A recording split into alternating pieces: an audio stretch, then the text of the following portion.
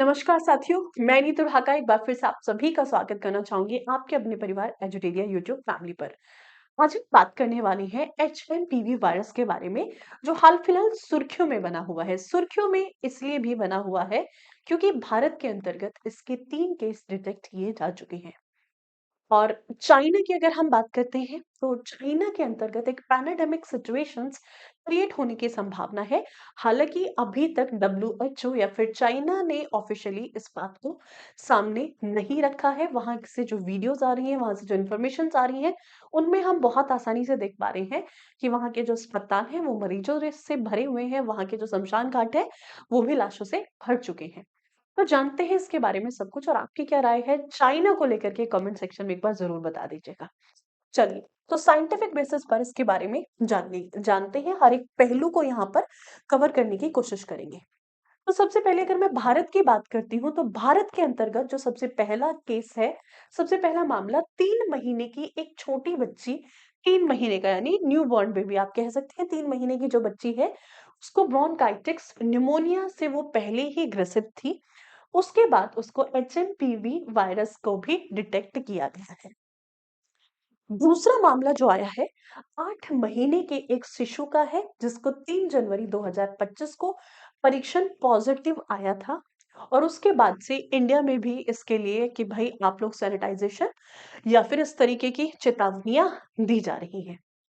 जानेंगे हम लोग ब्रोंकाइटिस न्यूमोनिया क्या होता है, न्यूमोनिया के बारे में जानेंगे। इसके साथ साथ एचएमपीवी वायरस के बारे में जानेंगे। सबसे पहला पॉइंट ये बनता है कि ये जो वायरस है ये बच्चों को क्यों प्रभावित कर रहा है। हाल फिलहाल कोई नया वायरस नहीं है ये।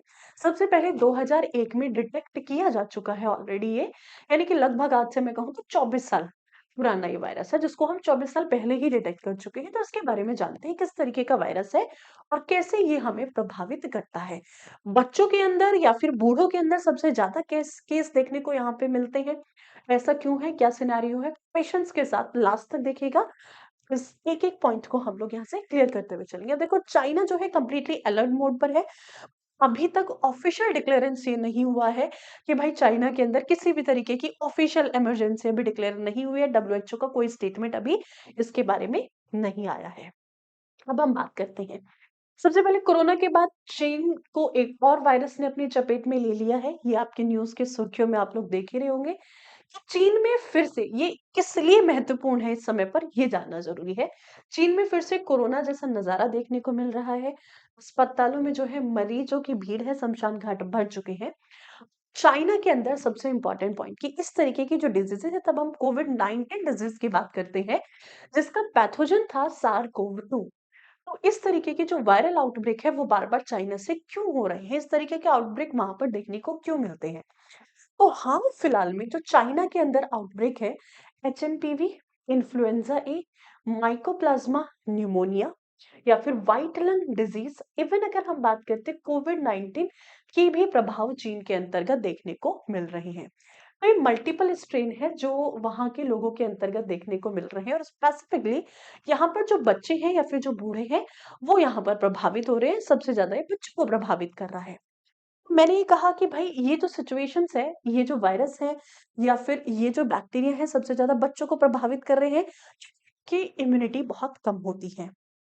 अब अगर मैं बात करती हूँ, ये चाइना से ही आउटब्रेक क्यों होते हैं? इसके पीछे का सबसे मुख्य कारण है क्योंकि चाइना के अंतर्गत ना सी फूड का सेवन किया जाता है।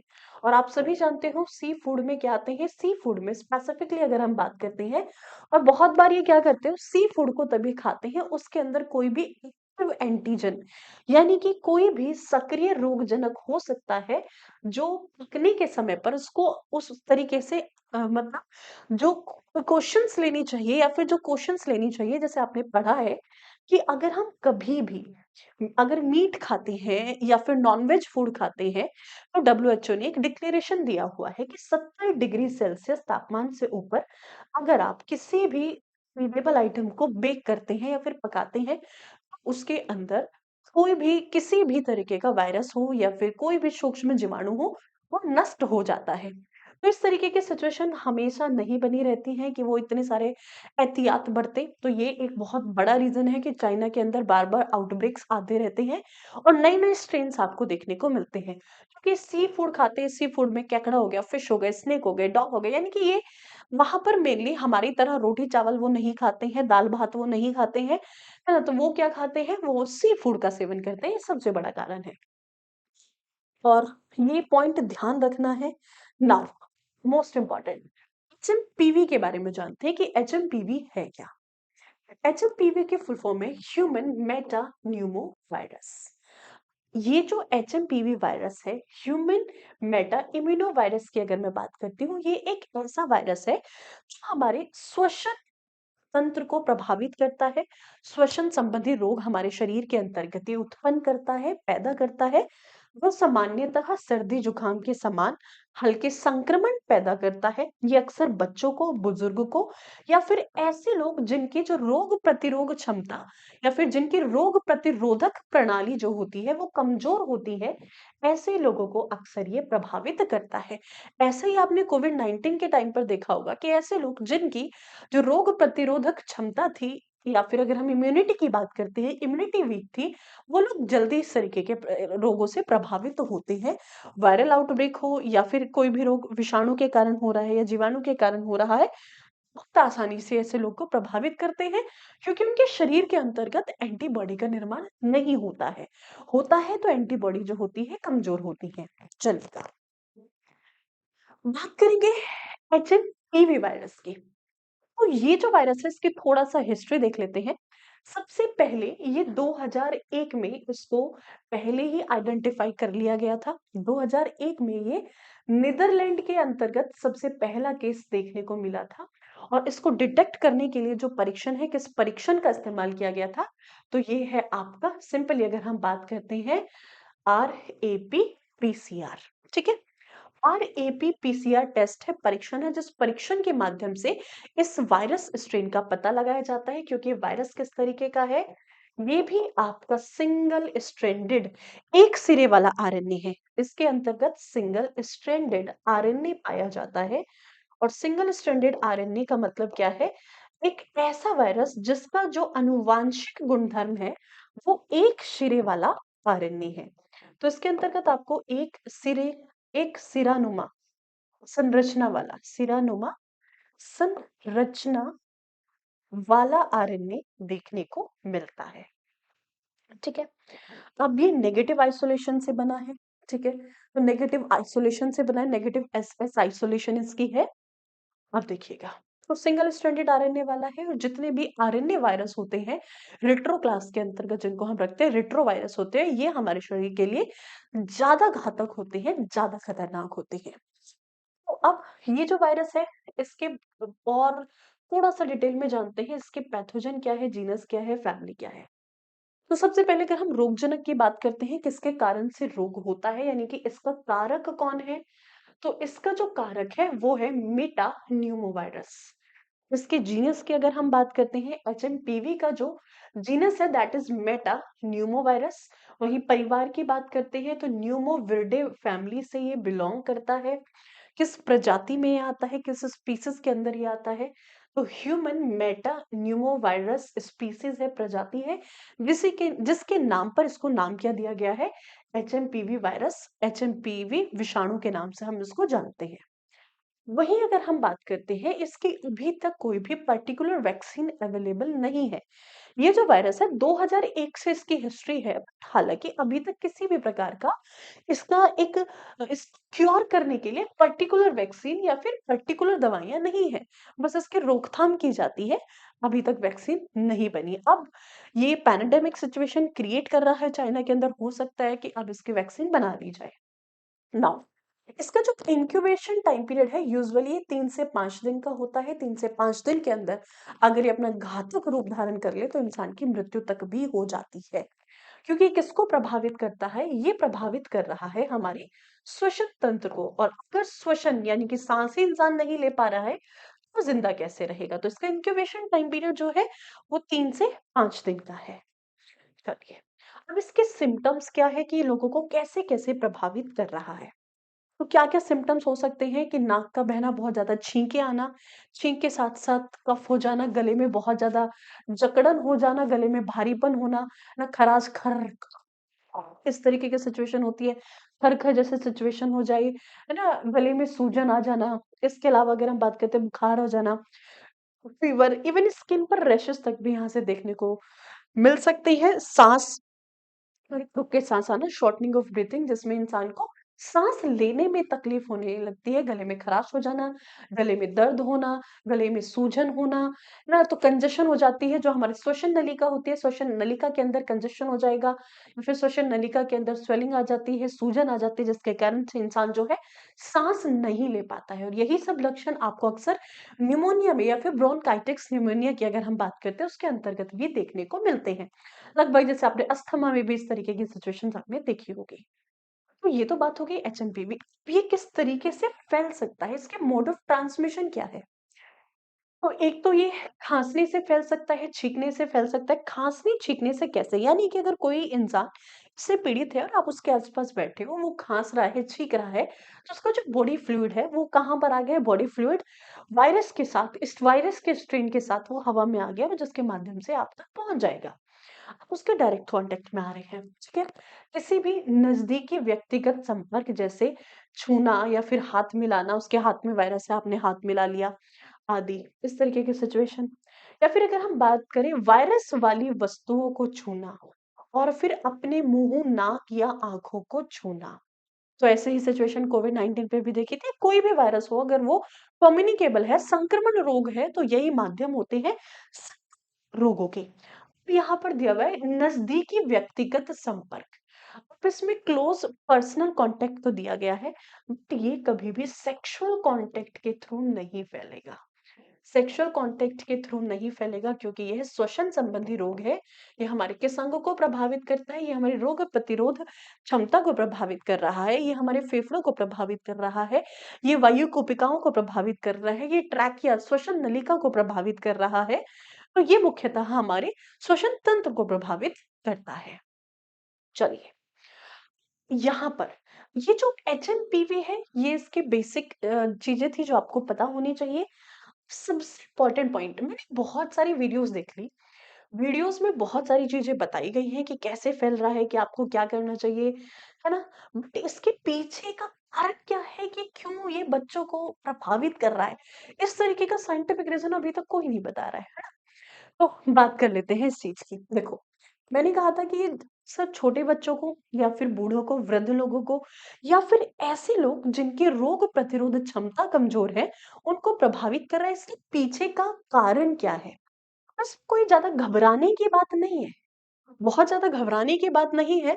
ये नॉर्मल, जैसे जो बैक्टीरियल डिज़ीज़ है, जिसमें एक आता है हमारा न्यूमोनिया, स्ट्रेप्टोकोकस न्यूमोनिया की अगर हम बात करते हैं, तो जो स्ट्रेप्टोकोकस न्यूमोनिया है, ये एक रोगजनक है, जिसके कारण से अक्सर बच्चों के अंतर्गत न्यूमोनिया देखने को मिलता है। लगभग उसी तरीके से जैसे ब्रोंकाइटिस न्यूमोनिया जिन बच्चों को था, वही बच्चे आगे जाकर के एचएमपीवी वायरस से प्रभावित हुए। और सबसे महत्वपूर्ण बात ये है, ये जो 8 महीने का बच्चा है, जो 3 महीने की बच्ची है, किसी भी तरीके की कोई ट्रैवल हिस्ट्री नहीं थी कि ये चाइना से भारत में ट्रैवल की है। सर्दियों का मौसम है, जो न्यूमोनिया वायरस होता है या फिर बैक्टीरिया होता है, ये जो रोगजनक होते हैं, ये सर्दी के मौसम में, ठंड के समय पर ये ज़्यादा सर्च करते हैं। इनके अंतर्गत अपने आप को अपनी संख्या बढ़ाने के लिए, यानी कि क्या करते हैं, ये ज़्यादा अपने आप को रिप्रोड्यूस कर पाते हैं, अपने स्ट्रेन को बढ़ा पाते हैं, टाइम्स में ये अपने आप को मल्टीप्लाई कर पाते हैं। ठीक है? तो जैसे स्ट्रेप्टोकोकस न्यूमोनिया क्या है? ये एक पैथोजन है। अक्सर बच्चों को न्यूमोनिया होता है।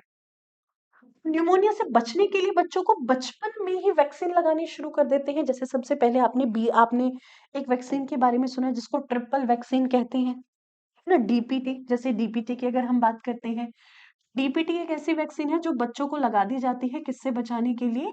ये आपके न्यूमोनिया जैसे रोग से बचाने के लिए बचपन में ही लगा दी जाती है, पर्ट्यूसिस। या फिर अगर हम न्यूमोनिया की बात करते हैं, पर्ट्यूसिस, इसे कोई क्या कहा जाता है? इसे कोई काली खांसी भी कहा जाता है, काली खांसी से बचने के लिए। और या फिर अगर हम बात करते हैं, यही किस में आता है आपका, न्यूमोनिया से बचने के लिए वैक्सीन बच्चों को लगाई जाती है अर्ली स्टेज में। ठीक है, डीपीटी की अगर हम बात करते हैं, जिसको हम किस नाम से जानते हैं, ट्रिपल वैक्सीन के नाम से जानते हैं। तो इस तरीके की रोकथाम जो है, जो आज भी एचएमपीवी के लिए की जाती है। अब यहाँ पर जो एचपीवी है बच्चों को क्यों प्रभावित कर रहा है, इसके बारे में थोड़ा सा जानते हैं। आप सभी जानते हैं, हमारे शरीर के अंतर्गत हमारे शरीर का जो नियंत्रण है वो कुछ रसायनों के संपर्क, मतलब हमारी पूरी की पूरी बॉडी को जो कंट्रोल कर रही है, हमारे पूरे शरीर का जो समन्वय है वो कहीं ना कहीं रसायनों के हाथ में है, केमिकल्स में के हाथ में है। दो तरीके के रसायन हमारे शरीर में होते हैं, एक होते हैं न्यूरोट्रांसमीटर, जो कि हमारे पूरे के पूरे तंत्रिका तंत्र को नियंत्रित करते हैं, पूरे के पूरे तंत्रिका तंत्र में प्रवहित होते हैं। और दूसरे होते हैं, दूसरे प्रकार के रसायन जो है हमारे शरीर में पाए जाने वाले, हमारे हार्मोन। हार्मोन का स्रवन करती है, उनको हम क्या कहते हैं, ग्रंथियां कहती हैं। शरीर के अंतर्गत एक ग्रंथि पाई जाती है, जिस ग्रंथि का नाम है थायराइड ग्रंथि।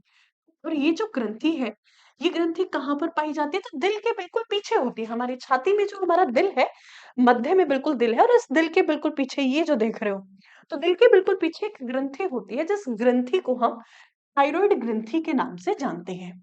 और ये जो थायराइड ग्रंथि है, इसका काम क्या है, इसका मुख्य काम होता है कि ये क्या करती है, ये हमारे शरीर के अंतर्गत एक हार्मोन का श्रवण करती है, जिसको हम जानते हैं थाइमोसिन के नाम से। थाइमोसिन नामक हार्मोन का ये श्रवण करती है।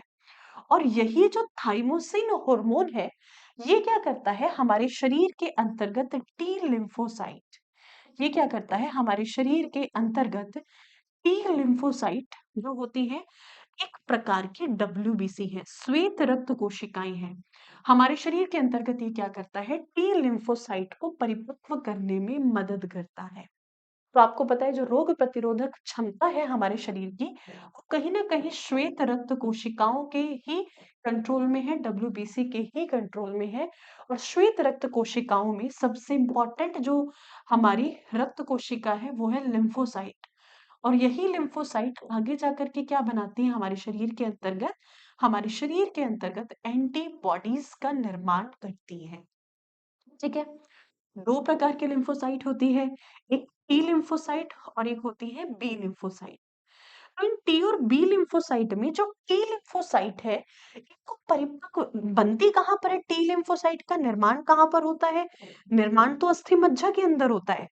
बट अस्थि मज्जा के अंतर्गत इनका निर्माण होने के बाद इनको परिपक्व करने में कौन मदद करता है, तो इनको परिपक्व करने का काम होता है थाइमोसिन नामक हार्मोन का। और इस हार्मोन का श्रवण कौन करती है, थायराइड ग्रंथि करती है। तो आप लोग कहोगे कि मैडम आप ये क्यों बता रहे हो, हमें इस क्या लॉजिक है, तो आप सभी जानते हैं, ये जो ग्रंथि है ये पूरे जीवन काल हमारे शरीर में नहीं रहती है, ये हमारे शरीर में एक्टिव होती है at the age of puberty, किशोरावस्था के अंतर्गत, यानी कि जिस समय पर हम अपने किशोरावस्था में आते हैं, किशोरावस्था के अंदर ये यौवन के अंतर्गत, यौवन की उम्र में ये सक्रिय होती है। और जाते जाते 60 या फिर 65 वर्ष की आयु तक ये हमारे शरीर से विलुप्त हो जाती है। तो ये एक्टिव कब होती है हमारे शरीर के अंदर, अगर पूछ लिया, देखो ये सक्रिय कब होती है, तो बहुत इंपॉर्टेंट है। तो ये सक्रिय होती है हमारे शरीर के अंतर्गत, सक्रिय या फिर ये कब एक्टिव होती है हमारी बॉडी के अंदर, ये एक्टिव होती है at the age of puberty. Puberty यानी कि अगर मैं बात करती हूँ किशोरावस्था, किशोरावस्था के दौरान ये सक्रिय होती है। और अगर ये किशोरावस्था के दौरान सक्रिय होती है, तो इस समय पर अगर हम बात करते हैं मेल और फीमेल, यानी कि अगर हम बॉयज की बात करें या फिर अगर हम गर्ल्स की बात करते हैं, तो आप सभी को पता है बॉयज और गर्ल्स की जो प्यूबर्टी एज होती है, वो प्यूबर्टी एज क्या है, गर्ल्स के अंदर 10 to 12 ईयर्स, 10 से 12 वर्ष। और वहीं अगर हम बॉयज की बात करते हैं, तो 12 से 14 वर्ष की आयु जो है, ये मानी जाती है किशोरावस्था की। तो ये इस आयु से पहले हमारे शरीर के अंदर सक्रिय नहीं होती है, बच्चों के अंदर ये ग्रंथि नहीं पाई जाती है। तो बच्चों के अंदर अगर ये ग्रंथि नहीं होती है, तो उनके अंतर्गत उतनी एंटीबॉडी का प्रोडक्शन नहीं होता है, उतनी रोग प्रतिरोधक क्षमता उनकी नहीं होती है कि वो हर तरीके के बैक्टीरिया से या फिर हर तरीके के वायरस से वो लड़ सके।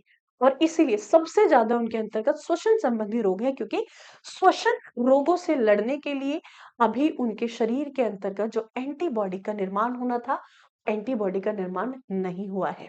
फिर हमारे यौवन के बाद तब हम अपनी एडल्ट एज में आते हैं, तब हम अपनी जवानी में आते हैं।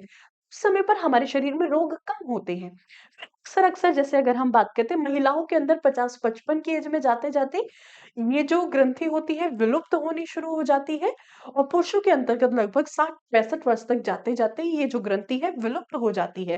तो ये विलुप्त कब होती है हमारे शरीर के अंतर्गत से? तो ये जो विलुप्त होती है, ये विलुप्त होती है हमारे शरीर में लगभग अगर हम बात करते हैं 60 से 65 वर्ष की आयु में।